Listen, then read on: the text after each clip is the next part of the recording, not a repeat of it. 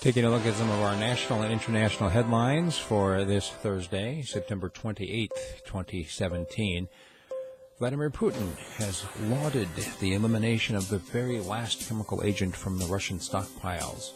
This is something that was scheduled for 2020, something that American stockpiles of chemical weapons are not even scheduled to go until 2019. In some cases, not even starting until 2020.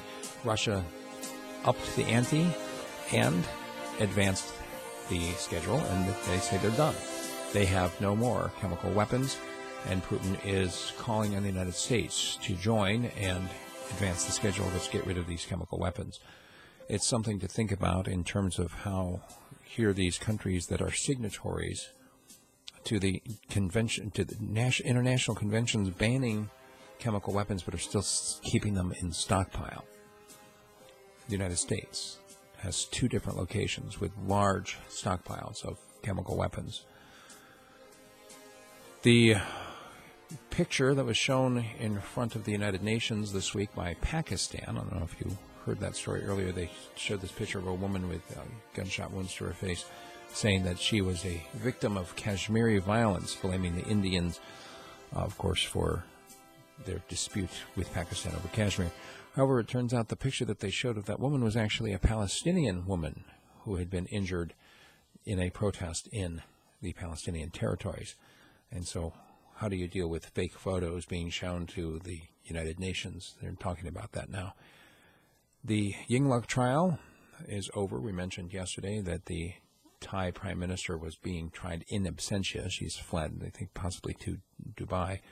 And so Yingluck Shinawatra has been found guilty. She's been sentenced to 5 years in jail, basically for knowing that a government program was falsified and was bringing in more money than it should have. And all of course, they said this is akin to doing it yourself, just knowing that it was going on and not doing anything about it. Once again, she was sentenced to 5 years in jail in absentia because she's already out of the country. Thousands of people marching against corruption in South Africa this week, actually one of a number of countries around the globe that have had marches and protests against government corruption. That'll be my subject of commentary today. Fake news writer Paul Horner, he actually claims that he got Donald Trump elected. Well, he's been found dead in Arizona. He wrote a number of obviously fake stories and a number of stories which were debunked later, things that have been repeated over and over again. For instance, one of his more famous stories, that Obama is a gay Muslim. Another one, that there were paid protesters at the Trump rallies.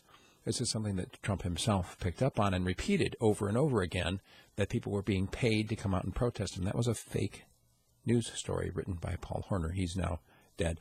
A number of other stories that we do not have time for, including the Afghan militants that tried to shoot down the plane carrying U.S. Defense Secretary Mattis, or the current Indian Army operations against Naga insurgents. You want more news? Well, become a subscriber at radiofreespeech.com, and I'll send you more news. 30 to 40 minutes audio form. You can listen to it on your way to work.